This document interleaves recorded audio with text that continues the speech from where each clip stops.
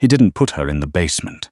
He gave her the third-floor library, 12-foot shelves, a stone fireplace that actually worked, and a deadbolt that engaged with the kind of heavy, deliberate click that only serious money could buy. Cale Thorne expected 48 hours of isolation to be enough. He expected Reese Dunbar to sit in that chair and think very carefully about how cooperative she was willing to be. He did not expect her to reorganize his reference section by publication date or to slide a handwritten note under the door at hour 6 demanding a working calculator. The note was written in the margins of a page she'd torn from a leather-bound journal on the shelf. It said, "The calculator on the desk is missing its battery cover. Either replace it or bring me a functional one. Also, your fireplace flue is partially closed. You're losing heat. R.D." Thorne stood in the hallway for a long moment, looking at the note. Then he went and got her a calculator. Reese hadn't driven 4 hours north of Albany into the Adirondacks looking for trouble. She'd come because someone had faxed her. Actually faxed her on paper, like it was 1987. An offer of $900 an hour to audit the financials of a private real estate holding company called Coldwater Meridian LLC. She was between clients. She was also 3 months behind on her storage unit payment, which held the last of what the bankruptcy proceedings had left her. The math was simple. The math was always simple for Reese, people considerably less so. The man who met her at the door wasn't Cale Thorne. He was a wide, flat-faced enforcer named Briggs, who collected her phone with the practiced efficiency of a coat check attendant and directed her toward the East Wing. She should have left the moment her phone left her hand. She was aware of this. The $900 an hour made a very persuasive counter-argument. The office they set her up in was real. The books were real. The first 4 hours of work were almost aggressively ordinary. 3 years of operating expenses for a mid-size property development company, reasonably maintained, standard deductions, nothing immediately alarming. Then she found the second set. She found it because she was good at her job, because she'd spent 7 years at a forensic accounting firm before a senior partner decided she'd turned over a stone he'd personally buried and arranged for her to be the one who lost her license over it. She'd spent 2 years clawing back as an independent contractor, hungry enough to be thorough, angry enough to stay honest. The shadow ledger wasn't hidden well. It was nested inside the first set like a matryoshka doll. A parallel record tracking 8 figures of cash flow that didn't correspond to any real property transaction she could identify, labeled in a shorthand she almost didn't catch, would have missed if she hadn't spent 18 months helping the feds untangle something very similar in her previous life. She'd been sitting very still for about 30 seconds when the door opened and Cale Thorne walked in. He was not what she'd built from his paper trail. The financials had suggested someone methodical and cold. The man in the doorway was both of those things, but he was also physically substantial in a way the numbers hadn't conveyed. Broad through the shoulders, dark button-down with the sleeves rolled to the elbows, a scar running along his jaw that hadn't come from a kitchen accident. He looked at her the way a person looks at something they've already calculated the cost of handling. "You found it," he said, not a question. Reese looked at the ledger on the screen, then at him. "I need a second opinion on the depreciation schedule for the Saratoga properties," she said. "The amortization periods don't align with anything in the tax filings." He stared at her. She held eye contact. "That's not what you found," Thorne said. "I found several things. I'm a thorough reader." She turned back to the screen. "Are you going to stand in the doorway or are you going to sit down and explain your filing system? Because whoever built these accounts had a fundamental misunderstanding of how basis points work, and if the IRS looks at the legitimate side before you correct it, that's where they'll start pulling threads." The silence held for 2 full beats. Thorne walked in and sat down.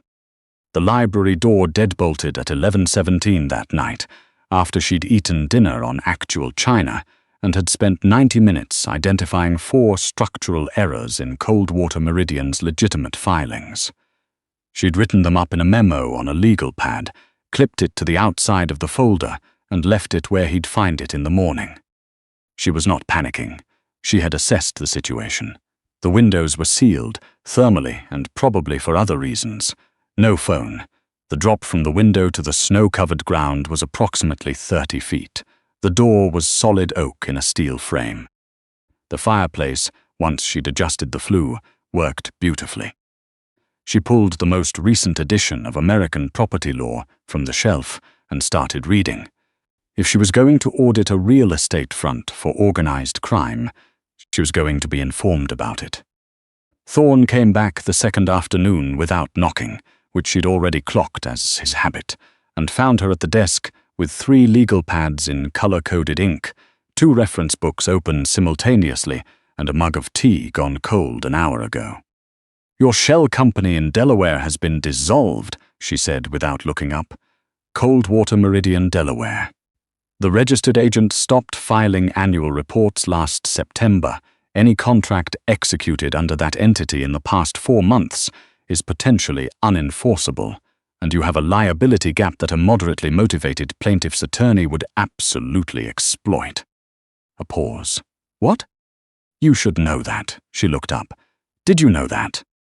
He was watching her with the expression of a man recalibrating a measurement he thought he'd already taken accurately. "Why are you doing this?" he said. "Because it's what I do." She capped the pen. "You hired a forensic accountant. You got one. Whether you've chosen to make the situation complicated is a separate matter. I locked you in my library." "You did." She opened the pen again. "You also brought dinner on Wedgwood china, and whoever runs your household left lavender soap in the bathroom. Either someone here has manners, or it was an accident. Either way, I've been in worse situations." She had been. She'd sat across a federal investigator for 6 hours and watched him decide her career was an acceptable cost of protecting someone who'd handed him an envelope. She'd signed the paperwork. She'd kept her voice level. She'd gone home and sat on her kitchen floor for a while, and then she'd gotten up and figured out what was next. This apparently was what was next. "There's a discrepancy in your Q3 payroll," she said. "Someone in logistics is collecting a salary for a driver's position, but the mileage logs don't support the routes. Either the position is ghost payroll, or the person exists and isn't running the routes they're being paid for. Either way, it's a flag." Thorne sat down. He pulled the chair across from her without asking. They worked for 3 hours. The physical proximity was strange, not uncomfortable exactly, but present in a way she kept noticing. He smelled like wood smoke and something colder, like pine resin after rain. When he leaned over to look at the screen, close enough that she could see the specific shape of the old scar along his jaw, he went very still. The way a person does who has learned to hold himself carefully around things he doesn't want to break. "It's Sutton," Thorne said eventually. His voice had gone quiet. He was looking at the payroll flag she'd circled in red. "The ghost driver. It's Sutton." "You suspected already?" "Yes." "Now you have documentation." She tapped the printout. "This is your confirmation." He looked at her. The exhaustion in him was physical, worn into the lines around his eyes, the set of his jaw, the particular tiredness of someone who has been carrying weight alone for a very long time and has not once put it down. "You're not afraid of me," he said, genuine, not a threat, the kind of question a person asks about something that doesn't fit the pattern they know. "I've been afraid of accountants in nicer offices than this," Reese said. "You're a problem, I understand. Numbers don't lie. People do. I'd rather be in a room with someone dangerous than someone dishonest." He stood up and walked out, the deadbolt engaged. Reese let out a breath she'd been holding for approximately 4 hours. She went back to the ledger. The storm came in on the 3rd night, the kind of Adirondack winter that made the estate feel like a ship, wind driving against sealed glass, snow banking against the windowsills. Reese had found a blanket in the closet and was working by lamplight when the deadbolt snapped back at 1:42 in the morning. She sat up. The door swung open. Thorne stood in the frame, and something was wrong with the geometry of him. One hand braced against the doorframe, holding himself at an angle that was wrong. In the lamplight, his white shirt was soaked through on the left side with something dark and spreading. He didn't speak. He took one step, and his knee gave. Reese was across the room before she'd processed the decision. She got her shoulder under his arm and redirected most of his weight toward the bathroom. "Walk," she said. "You can bleed on the tile. It cleans up easier than the rug." He walked. In the bathroom, under honest overhead light, the wound was clear. A bullet grazed along his left side, deep, ragged, still actively bleeding through the fabric he'd pressed against it. Reese assessed it the way she assessed a column of numbers. Start at the top, work down. Don't let the scale of it rush you into missing something smaller. "First aid kit," she said. "Under the sink." She found it, professional grade, military style. The kind of kit that does not appear in ordinary households, and that confirmed, if she'd needed additional evidence, everything she needed to know about the life being conducted inside these walls. She cut his shirt away with the trauma shears and worked. She was not a medical professional. She was a woman who had grown up without insurance, raised by a mother who fixed most things with a sewing kit and determination, and she had inherited both. She stitched the wound with hands that trembled slightly, but did not miss. When she pulled the thread through for the third time, Thorne made a low sound and looked away. "Don't look at the needle," Reese said. "I wasn't." "You were about to." He looked at her instead, close range. The overhead light showed everything.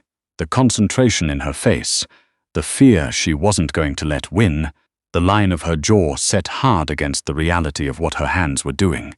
He was looking at her the way he'd looked at the payroll data, like something that kept returning a result he didn't have a category for.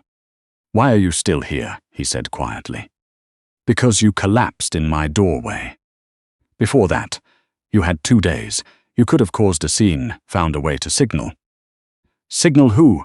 She tied off the stitch. "My phone is in a drawer in your east wing. I drove 4 hours to get here and no one on earth knows where I am." She cut the thread. "I'm a disgraced accountant with a suspended license and a storage unit 3 months delinquent. I don't have a cavalry." She began taping gauze over the wound. "Then why aren't you screaming?" he asked. The rhetorical layer was gone from it entirely, raw at the edges. Reese sat back on her heels and looked at him. "Because screaming doesn't balance the books," she said. "I deal in what's in front of me. Right now, what's in front of me is a man bleeding on my bathroom floor. That's what I'm handling." He closed his eyes. The tension went out of his shoulders. Not all of it, but some. The specific looseness of a person who has been holding everything up for a very long time and has, for one moment, set it down. "The library door," he said.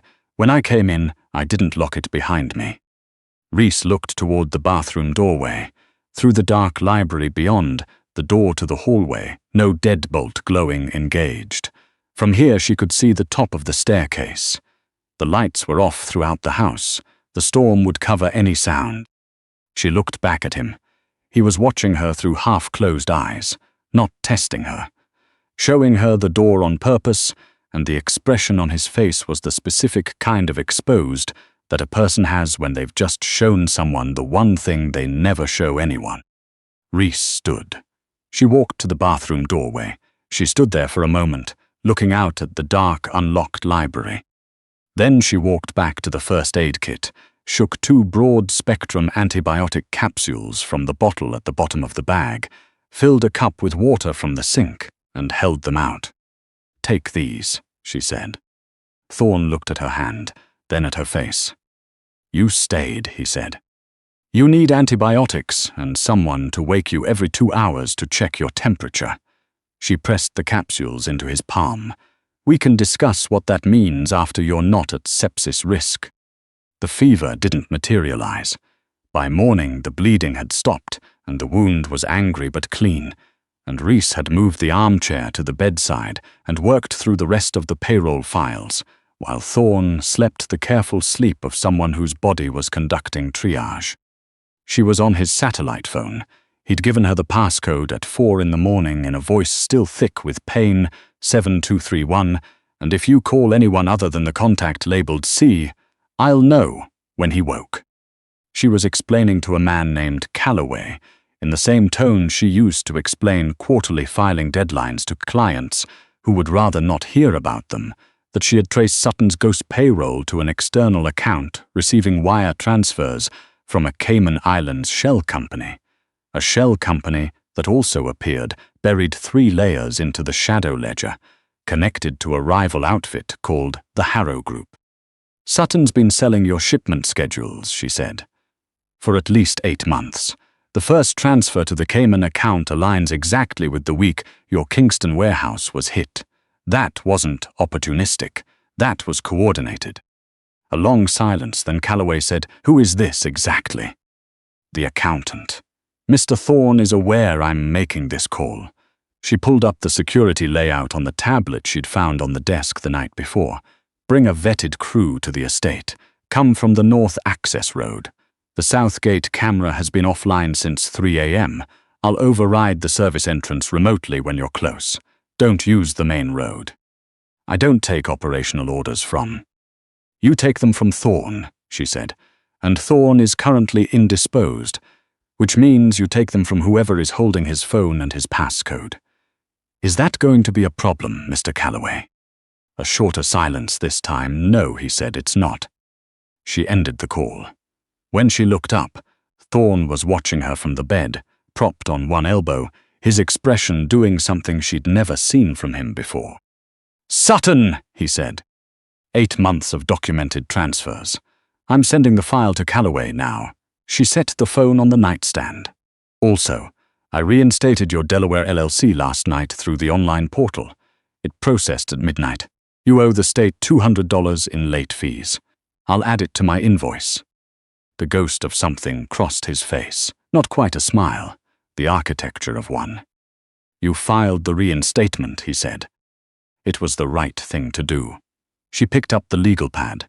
"Your offshore trust structure also needs to be examined. If Sutton flagged it to Harrow Group as a secondary leverage point, you have exposure you haven't accounted for yet." Thorne was quiet for a moment. "You could have used the security layout to get yourself out." "I'm aware." "Why didn't you?" Reese looked at the mountains through the window. Snow-covered and enormous and entirely indifferent to human accounting, she'd grown up with nothing. She'd built something careful and precise from nothing and watched someone else dismantle it in an afternoon. She'd spent 2 years being small, being careful, being the kind of person who didn't make trouble. She was very tired of being careful. "Because whoever comes through that gate needs to know there's someone in here who knows what she's doing," she said. "And I'm better at this than I expected to be." She looked back at him. "I'm not your hostage, Thorne. I stopped being that somewhere around hour 14 when I found your dissolved LLC and fixed it on principle." Calloway arrived at dawn with 6 men. There was a brief, decisive confrontation in the East Wing that Reese monitored through the security feeds on the tablet. Sitting in the armchair with her knees tucked up, her coffee going cold beside her, watching the camera angles with the focused attention she gave to balance sheets. When it was over, Calloway knocked on the library door. She opened it.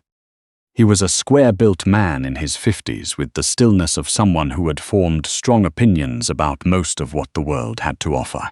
He looked at her rolled sleeves, her bare feet on the rug, the color-coded legal pads across the desk, and then past her at Thorne, who was sitting upright in the armchair closest to the fire, pale and precise, and present the way a person is when they've decided to be present by sheer will. "Sutton's contained," Calloway said. "East Wing." Thorne nodded once. "Everything she found on the Harrow accounts, verify it, shut it down." Calloway looked at Reese. "She found it?" "She found everything," Thorne said, flat and certain. "Anything financial comes through her before it comes to me. Starting now." Calloway's eyebrows rose about a millimeter. For a man with his face, that was a significant expression. He looked at Reese with the specific attention of someone reassessing a structural element they'd previously classified as decorative. "Understood," he said, and left. The door clicked shut. The room settled back into quiet. The fire had burned to coals. Outside, the mountains held the new snow without comment. "You didn't have to do that," Reese said. "No." Thorne looked at her across the room. "But you're the only person in this building in the last 72 hours who hasn't tried to deceive me. That has a value. I know how to price things." She looked at him. The morning light was unsparing in the way that mountain morning light always is. It showed the exhaustion, the wound he was holding himself carefully around, the specific shape of someone who had been alone in a particular way for a very long time. Not without people. Without anyone who wasn't a variable to be managed. "You should sleep," she said. "So should you." "I'll sleep when the Harrow accounts are confirmed frozen." She picked up the tablet. "There's a trust structure on the offshore side that Sutton could have flagged as a secondary leverage point. I want to verify it's clean before I consider the situation contained." Thorne watched her settle back into the chair, pull the tablet onto her knees, and begin to work. Something in his expression shifted, not softened, because nothing about Cale Thorne was soft, recalibrated, the way a ledger looks when the missing entry is finally located and the columns finally resolve. "Reese," he said. She looked up. The gate codes. He paused, choosing words with the same precision he applied to everything. "Calloway will update them this afternoon. The new ones." Another pause, briefer. "I'll give them to you." She held his gaze for a moment. The fire popped softly. The mountains beyond the glass were vast and still, and keeping their own counsel. "All right," she said. She went back to the numbers. He closed his eyes. Outside, the Adirondack quiet held everything, and somewhere in the space between them, in the careful, unspoken ledger that had been opening between two people who understood, better than most, what it meant to trade in what was real. Something new was being entered into the record. The columns, for the first time in a long time, were starting to balance.